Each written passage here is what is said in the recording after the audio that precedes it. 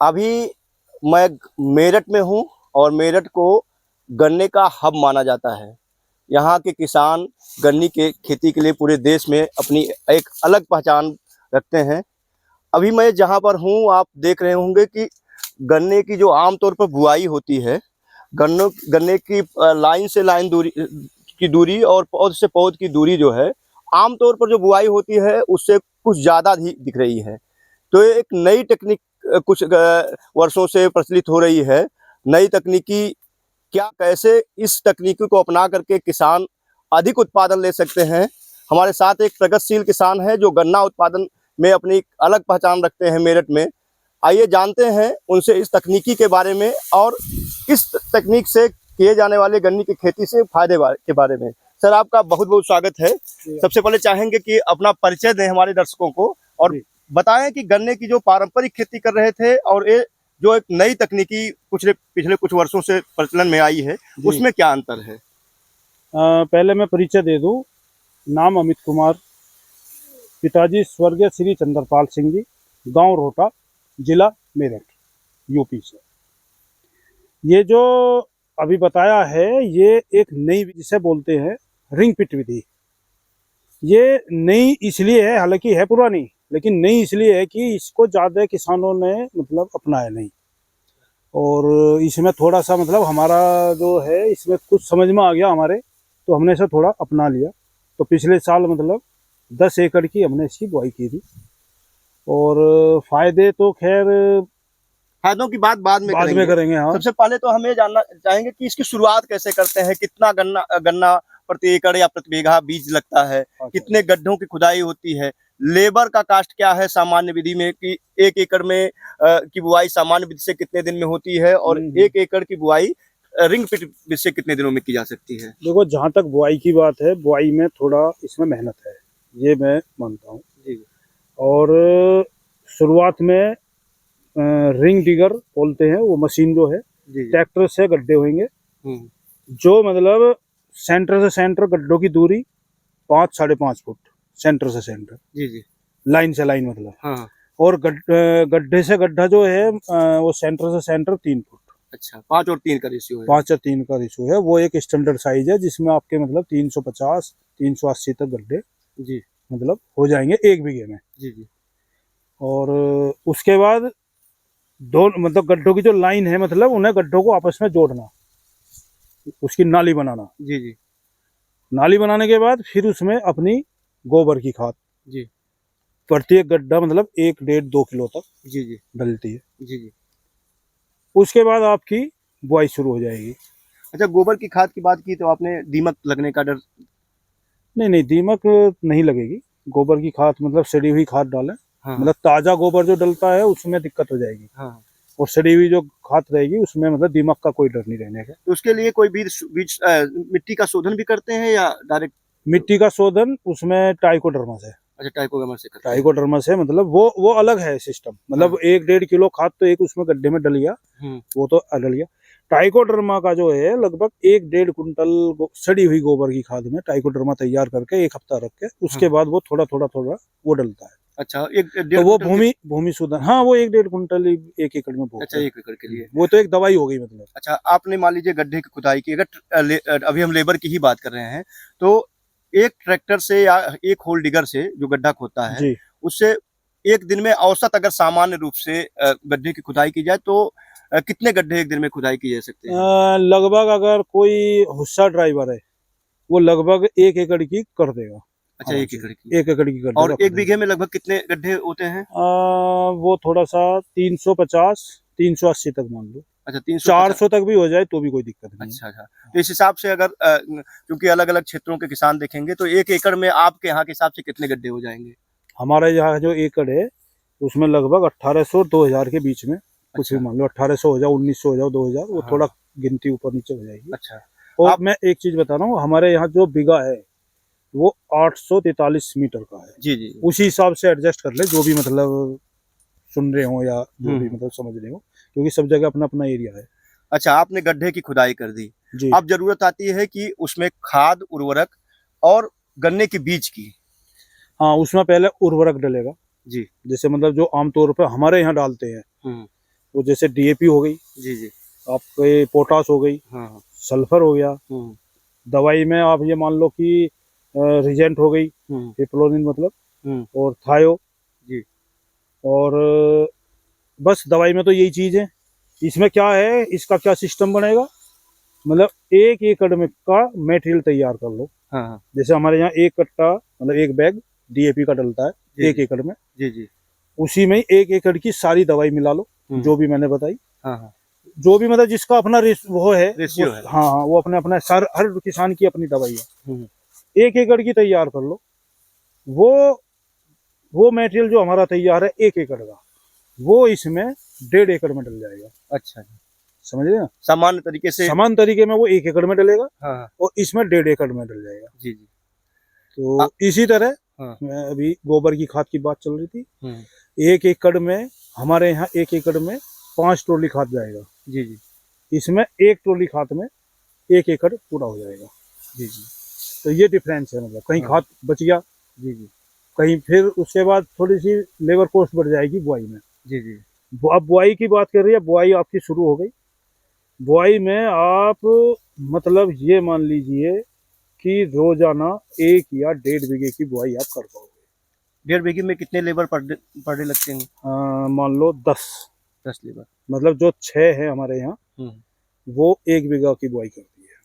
अच्छा। या दूसरे हिसाब से देख लो कि एक जो है एक मेंबर लगभग 70 गड्ढे की बुआई कर पाएगा। जी जी। जिसमें वो बीज को मतलब कटर से काटेगा, 2 आंख का टुकड़ा, जी जी। उसको ट्रीट करेगा जी जी। दवाई से। ट्रीट किस रसायन से होता है दवा से?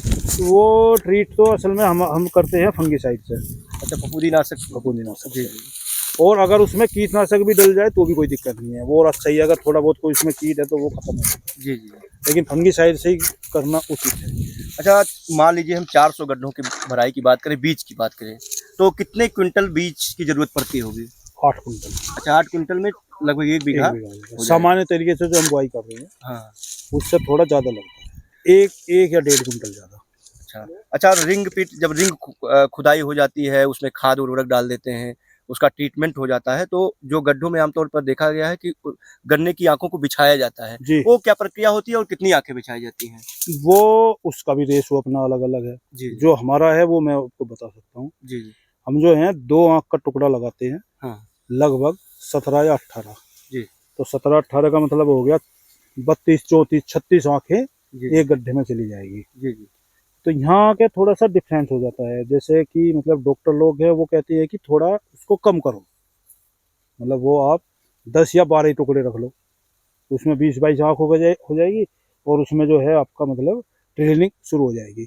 लेकिन इसमें थोड़ा सा ब्यात की दिक्कत है, मतलब रिंग पिट में ब्यात कम होता है। जी जी। इसलिए किसान को जो है टुकड़े बढ़ाने पड़ेंगे। अच्छा। इसलिए बीज इसमें 8 कुंटल तक पहुंच गए। अच्छा। अच्छा, अगर हम सामान्य विधि से बात करें या ट्रेंच विधि से, तो जो गन्ना बीज की आवश्यकता पड़ती है, कितना डिफरेंस होता है ट्रेंच विधि में, सामान्य विधि में और रिंग पिटी में? ट्रेंच में तो बहुत कम लगता है। जी जी। ट्रेंच में तो आप ये मान लो मुश्किल से, जो वैसे हमने नहीं करा, लेकिन मुझे ऐसा लग रहा कि 2 कुंटल या 2.5 कुंटल जी जी। लगता है। अच्छा, और सामान्य विधि में? समान विधि में 6 कुंटल। 6 कुंटल और इसमें 8 कुंटल। इसमें 8 तो कुंटल। एक तो इसमें लेबर कास्ट बढ़ जाता है, दूसरा जो है बीज का जो है बढ़ जाता है, लेकिन खाद और उर्वरक में हाँ, कमी आ माइनस हो जाती गया। है, माइनस हो जाती हाँ, है। एक जगह माइनस होगी, फिर आप जिसमें लेबर बता रहा हूँ ना, हाँ हाँ। उसमें लास्ट में जाके बिल्कुल जब खेत बिल्कुल तैयार हो जाएगा, जी जी। तब दोनों की कॉस्ट बराबर आएगी। अच्छा। जो सामान्य की वाली की भी और इसकी भी, क्योंकि सामान्य विधि में फिर बंधाई शुरू हो जाएगी, जोलाई शुरू होती जी है। जी। इसमें बंधाई की जरूरत नहीं है। ये है, बस ये बंधाई चल रही है। जी जी। ये एक रस्सी ली है, हाँ। और इसको बस थोड़ा सा सपोर्ट दिया है ताकि ये गन्ने इसे ना झुके।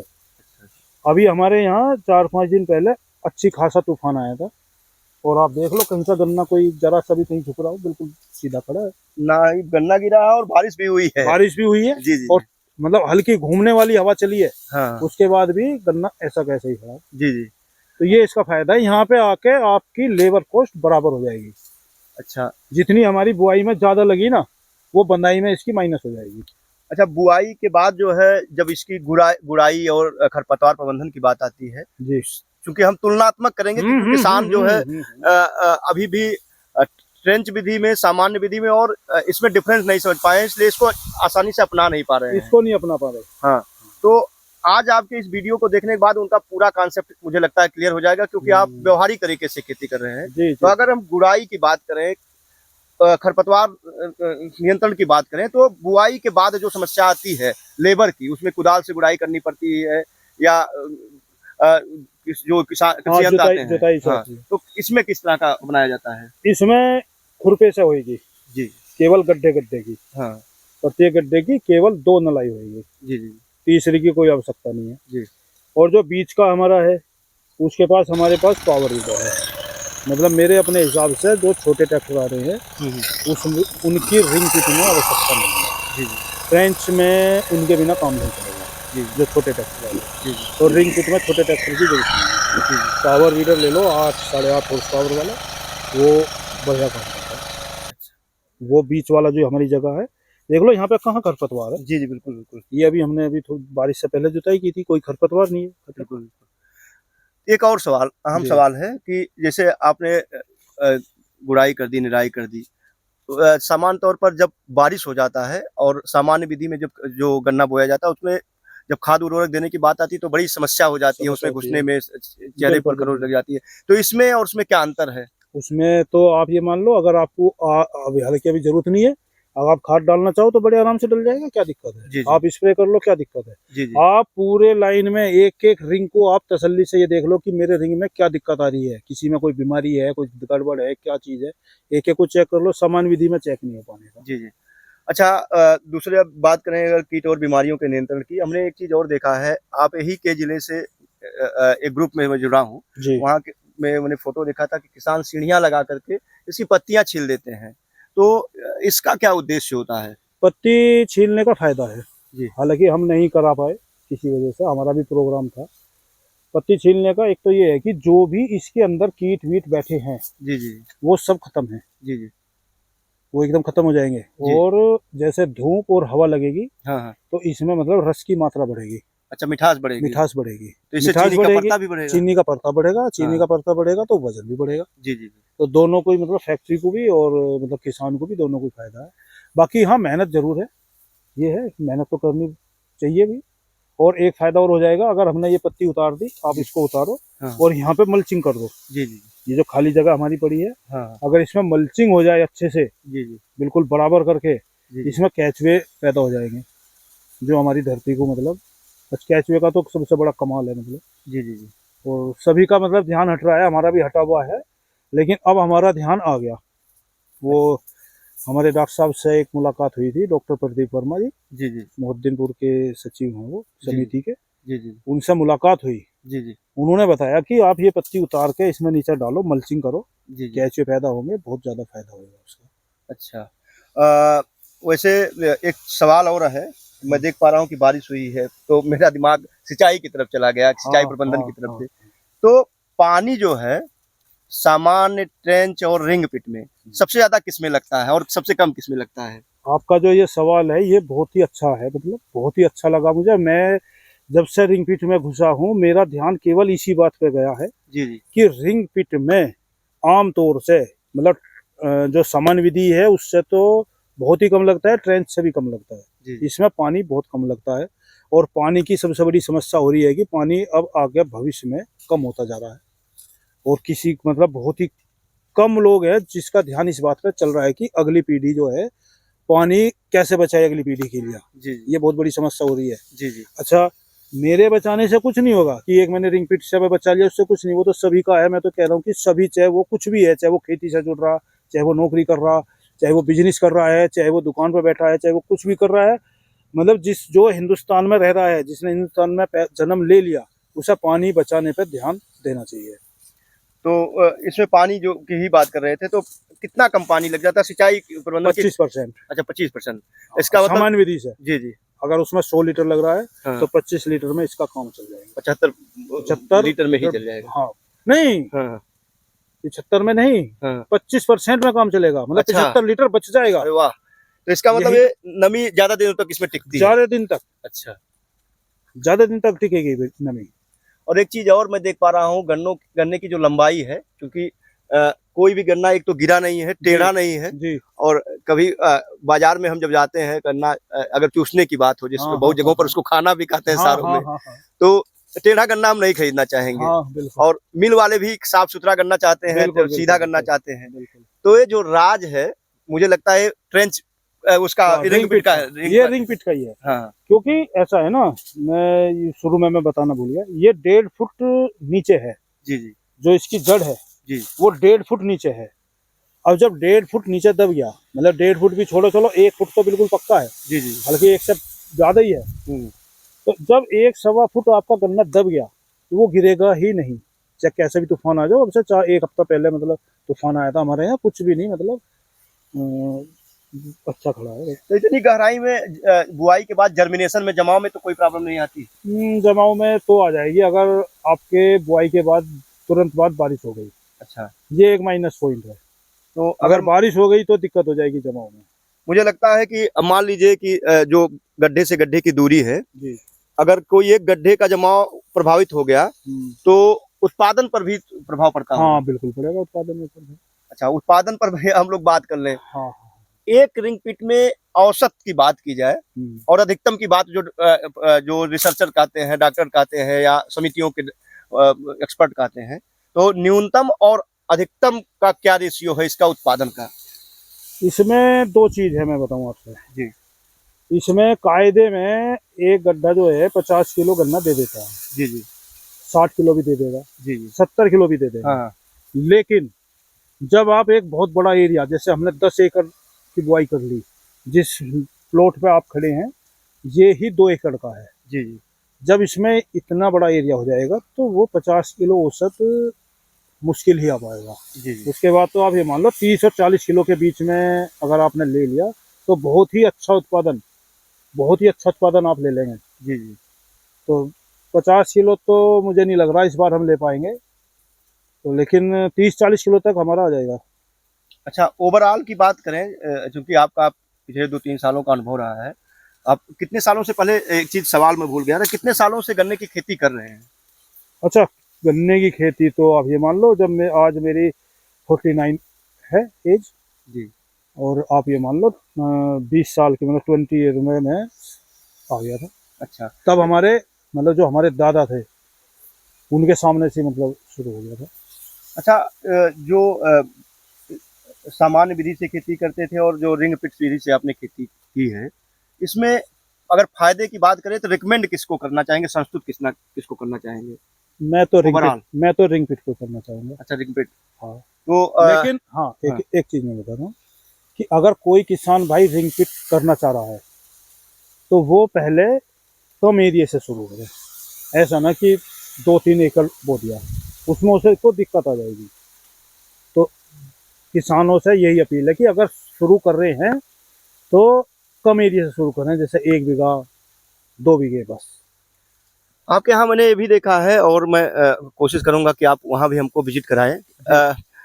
इसके साथ, गन्ने की फसल के साथ सफसली के रूप में आप दुगनी हाँ, खेती, दुगना जो है वो लाभ ले पा रहे हैं। वो उसमें ऐसा है, जो हम इन दिनों में बुआई कर रहे हैं मार्च में, हाँ उसमें हम 6 फसली नहीं ले पाएंगे। जी जी और जो हम अक्टूबर में करते हैं उसमें हम 6 फसली ले रहे हैं, सरसों। जी जी वो अलग प्लॉट है, मैं दिखाऊंगा उसको। जी जी। तो आगे मैं चलते चलते खाली ये जानना चाहूँगा कि जो किसान भाई, बहुत सारी जगहों पर सवाल आता है कि रिंग पिट आम तौर पर आसान नहीं है खेती करना रिंग पिट से, लेकिन अगर फायदे को लेकर के आप कहना चाहें तो आप लास्ट में वही दोहराना चाहूँगा कि किसको आप सजेस्ट करना चाहेंगे कि कौन सी विधि अपनाएं? मैं तो देखो रिंग पिट को ही चाहूंगा, जी जी और मैं तो ये चाहूंगा कि किसान जितनी जल्दी इस पर आ जाए जी जी वो उतना ही लेट है। जी ठीक है। अच्छा, रही बात किसानों का, थोड़ा सा ये है कि उनका टाइम टेबल सेट नहीं है। हालांकि इसमें थोड़ा सा किसानों की मैं कोई कमी नहीं बताना चाह रहा, देखो सही बात तो ये है, क्योंकि इस टाइम पे किसान से दुखी भी कोई नहीं है। हालांकि दुखता है कि किसान से सुखी कोई नहीं है, लेकिन किसान से दुखी कोई नहीं है आज के टाइम पे। क्योंकि आज सबसे बड़ी समस्या हमारे यहाँ सामने आ गई बीज, क्योंकि ये हमारा बहुत पुराना बीज है 238, लेकिन नया बीज अभी तक कोई ऐसा नहीं चल रहा कि जो इसके बराबर खड़ा हो, मतलब जी जी। इसके जितना प्रोडक्शन कोई सा बीज नहीं दे पाने का अभी। अच्छा, तो इस वजह से किसान आज की तारीख में बहुत बड़ा परेशान हो गया। और अगर वो अपना तरीका छोड़ के, समान विधि छोड़ के इस पे आए और फेल हो गया, नए बीज में आके फेल हो गया, तो और डबल मार पड़ेगी। अच्छा, तो मैं तो कह रहा पहले अपना बीज एडजस्ट करो कि कौन सा चलाना है, उसके बाद धीरे धीरे रिंग पिट पे आ जाओ तो अच्छा ही रहेगा मतलब। अच्छा, ये बीज की बात की तो आप आमतौर पर यहाँ जो मिलों द्वारा संस्तुत है, रिकमेंडेड है, वो कौन कौन सी किस्में हैं जिसको मिलें संस्तुत करती हैं? उसमें जो है एक तो 15-0-23 है, जी एक 118 CO 118, जी जी। और 238। 238 को तो अब थोड़ा सा इसमें लाल सड़न की बीमारी मतलब शुरुआत हो चुकी है हमारे एरिया में। हाँ हाँ। तो इसे धीरे धीरे धीरे, अभी एकदम तो कम नहीं होने का, अब भी ना होने में 2-3 साल ये चलेगा, जी जी। लेकिन अब कमी आ गई तो वो धीरे धीरे करना पड़ेगा। और अभी नया बीज ऐसा कोई नहीं है जो इसके सामान्य खड़ा हो, मतलब इसके बराबर का कोई सा नहीं है अभी। अच्छा। फिलहाल फैक्ट्रियों का 2 ही पे ज्यादा जोर है, 15-0-23, 118। अच्छा, जो गन्ना शोध संस्थान है, चाहे लखनऊ की बात करें और एक क्षेत्रीय गन्ना शोध संस्थान है, वहाँ से बीज की उपलब्धता को लेकर के क्या कहना चाहेंगे? अगर संपर्क करते हैं तो बीज उपलब्ध हो पाता है बीज कि नहीं? उपलब्ध हो जाता है। जी, अभी हमारे यहाँ कल ही एक समिति से आया था बीज 17-231, जी जी। और शायद वो लगभग ₹1.5 बड, लगभग, या ₹1.40, मेरा पूरा याद नहीं है, इतने के करीब वो मतलब जी जी दिया है।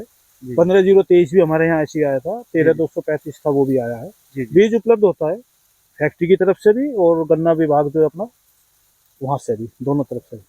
अंत में चलते चलते कोई ऐसी बात जो भूल रही हो, छूट रही हो, बताना चाहें? बस मेरा तो एक्सपीरियंस ये है कि क्योंकि रिंग पिट का जो है 2 ही चीज है इसमें, प्रोडक्शन प्लस है समान विधि से, और सबसे बड़ी बात है कि पानी कम लगना। मेरा अपना एक टारगेट है कि पानी कम लगना चाहिए, तो वो मेरा पूरा हो रहा है इसमें। आप 238 को रिप्लेस करने की बात कर रहे हैं, तो कौन सी नवीन किस्में अभी आपने और अपनाई हैं? अभी 15-0-23, 118, 13-235, 14-201, 4 वैरायटी हमने इस बार लगाई है। 17-231 कल ही आया, तो उसकी बुआई अब करेंगे। अच्छा, इसमें जो नवीन किस्में आपने बोई हैं, किसका रिस्पांस सबसे अच्छा दिख रहा है? 15-0-23 और 118। अच्छा, तो हमारे साथ अमित जी थे, अमित कुमार जी थे, और मेरठ के बहुत ही उम्दा किसानों में गिने जाते हैं। उन्नत किस्में जो हैं उसको अपना करके गन्ने की खेती कर रहे हैं, और जिस विधि को, जिन तकनीकी को लोग अपनाने में हिचकते हैं या डरते हैं, उन सारी तकनीकों को अपना करके गन्ने से अधिक उत्पादन भी ले रहे हैं। ऐसे ही सफल किसानों से आपसे मुखातिब कराते रहेंगे, रूबरू कराते रहेंगे, मुलाकात कराते रहेंगे। आपको अमित जी का एक काम, गन्ने की खेती का ये तरीका कैसा लगा, हमें कमेंट करके ज़रूर बताएं। निश्चित तौर पर आपका जो अनुभव है, आप जैसे दूसरे गन्ना किसानों के लिए फ़ायदेमंद साबित होगा। बहुत बहुत धन्यवाद।